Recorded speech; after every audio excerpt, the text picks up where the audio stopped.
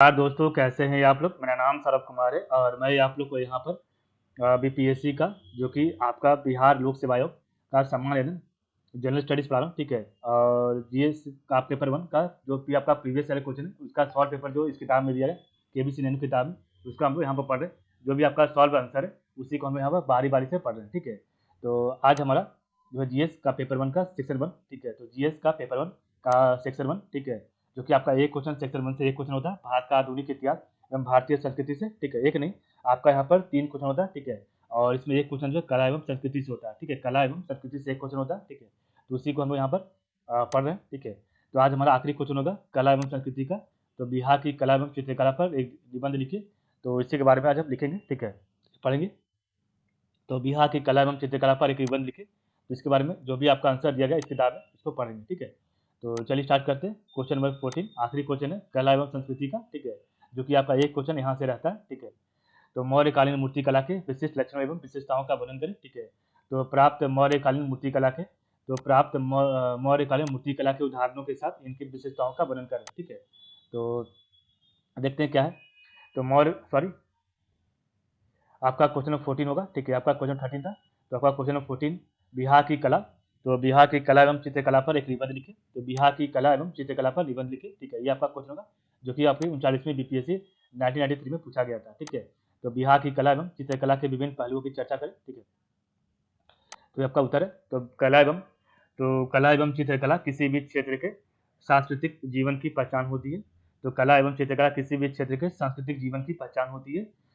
बिहार की कलात्मक संपदा प्राचीन, बहुआयामी एवं समृद्ध है।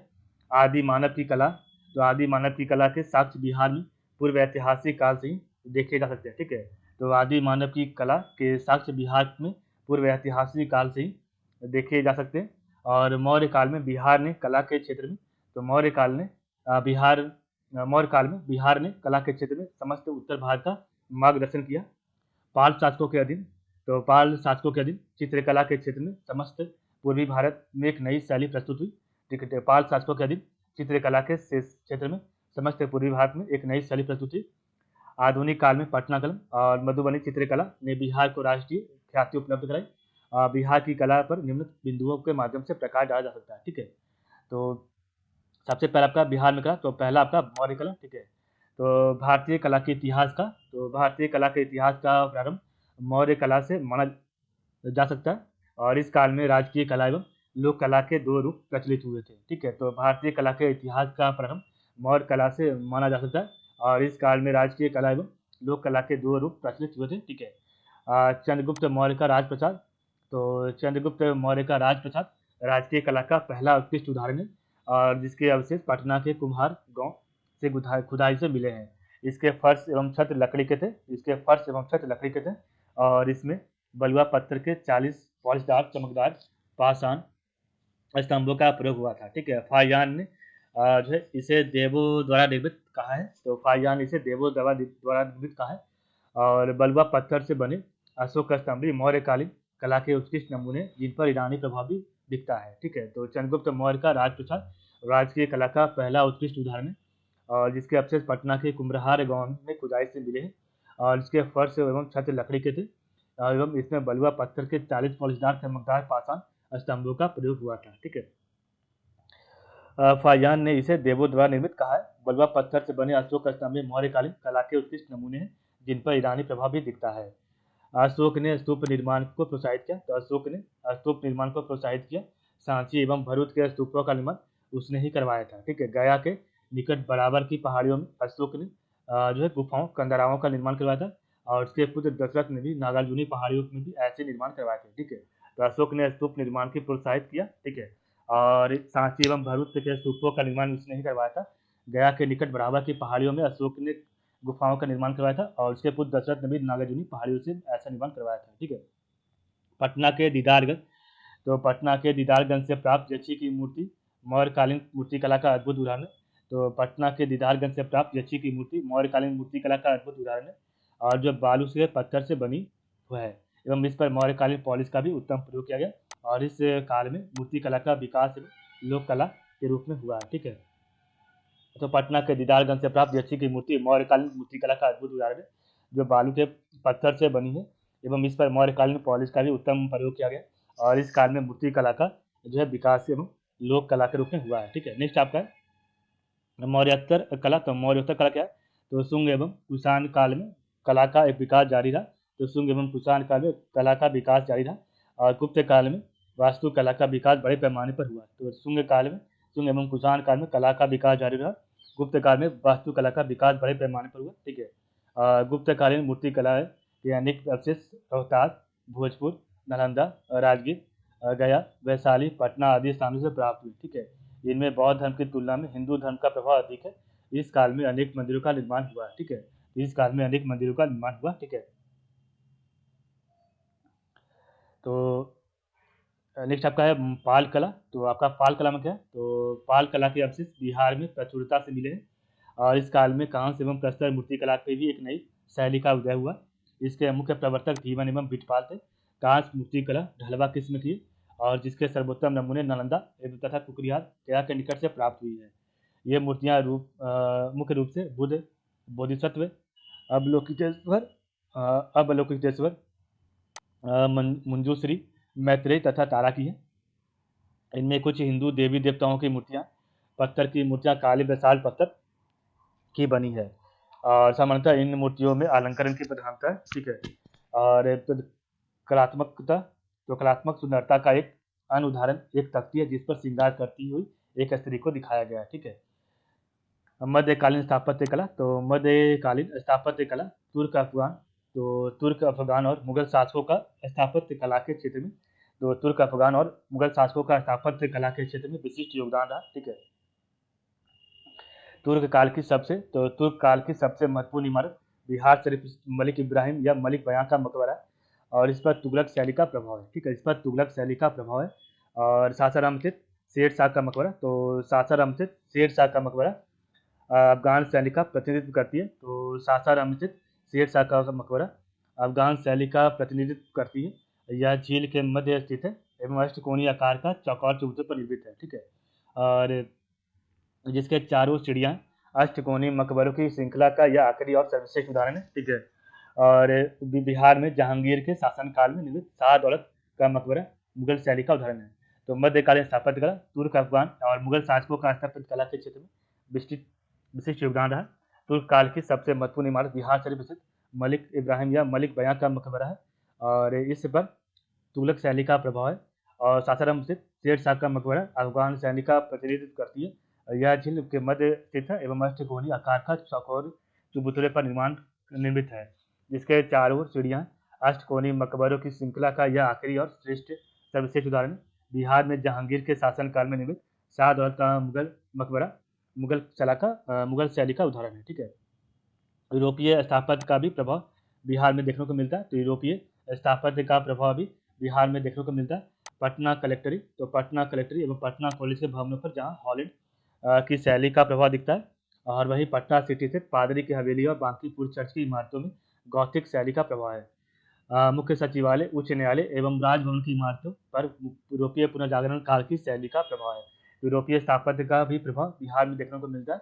पटना कलेक्ट्री एवं पटना कॉलेज के भवनों पर जहाँ हॉलैंड की शैली का प्रभाव दिखता है, वहीं पटना सिटी स्थित पादरी की हवेली और बांकीपुर चर्च की इमारतों में गौथिक शैली का प्रभाव है। मुख्य सचिवालय, उच्च न्यायालय एवं राजभवन की इमारतों पर यूरोपीय पुनर्जागरण काल की शैली का प्रभाव है। नेक्स्ट आपका बिहार में चित्रकला। तो बिहार में चित्रकला पटना कलम। ठीक है, तो पटना कलम क्या है? पटना कलम या पटना शैली का उद्भव मुगलों के अवसान मुगलों के पतन के समय हुआ। इस शैली के प्रमुख क्षेत्र पटना का लोधी कट्टा, मुगलपुरा, दीवान मोहल्ला, मचरहट्टा तथा आरा एवं दानापुर है। यह शैली अधिकतर कागज एवं हाथी दांत पर बनाए गए जाने वाले लघु चित्रों की श्रेणी में आते। विषयों का चुनाव समान दैनिक जीवन से संबंधित होता था।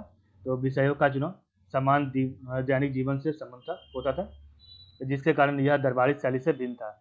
इस शैली के चित्रों में लकड़ी काटता बढ़ी, मछली बेचती औरत, कहार लोहार, सुनार, खेत जोतता किसान, साधु सन्यासी आदि है।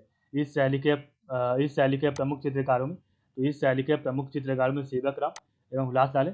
अनेक विशिष्टताओं एवं मर्यादाओं के बावजूद यह शैली प्रायः मित्र पाय हो चुकी है। ठीक है, मधुबनी चित्रकला। तो मधुबनी या मिथिला चित्रकला महिलाओं की पूर्ण भूमिका वाली एक लोक कला जिसके प्रमुख केंद्र मधुबनी, सिमरी, लहेरिया सराय आदि है। और चित्रों में दुर्गा, राधा, कृष्णा, जो है सीताराम, शिव पार्वती, विष्णु, लक्ष्मी आदि का चित्रण अधिक होता है। साथ ही कामदेव, रति और यक्षिणियों के अतिरिक्त पुरुष एवं नारी की जनेंद्रियों बनाई जाती है। ठीक है। पृष्ठभूमि के लिए पशु पक्षी और वनस्पतियों के भी प्रतीकात्मक चित्र बनाए जाते हैं। ठीक है। तो मधुबनी चित्रकला, मधुबनी या मिथिला चित्रकला महिलाओं की पूर्ण भूमिका वाली एक लोक कला जिसके प्रमुख केंद्र मधुबनी, सिमरी, लहेरिया सराय आदि है। चित्रों में दुर्गा, राधा कृष्ण, सीताराम, शिव पार्वती, विष्णु, लक्ष्मी आदि का चित्रण अधिक होता है। और साथ ही कामदेव, रति और यक्षिणियों के अतिरिक्त पुरुष एवं नारी की जनेंद्रिय बनाई जाती है। पृष्ठभूमि के लिए पशु पक्षियों की और वनस्पतियों की प्रतीकात्मक चित्र बनाए जाते हैं। ठीक है, एक मिनट।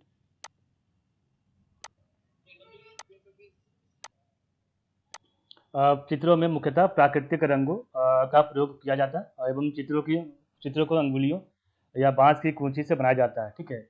विगत वर्षों में इसकी लोकप्रियता देश विदेश में बढ़ी और इस शैली की प्रमुख कलाकार पद्मश्री सिया देवी, कौशल्या देवी आदि हैं।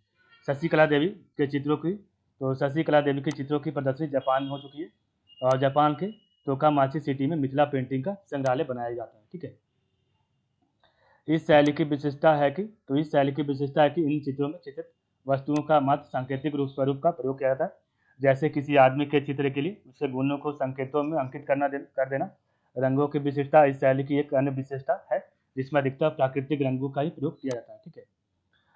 बिहार में पटना कलम एवं मधुबनी शैली के अलावा भागलपुर क्षेत्र में प्रचलित मंजूषा शैली, उत्तर प्रदेश से आई सांजी कला शैली आदि भी प्रमुख चित्रकला शैली है जो बिहार के चित्रकला शैली की समृद्धता को दर्शाती है। ठीक है।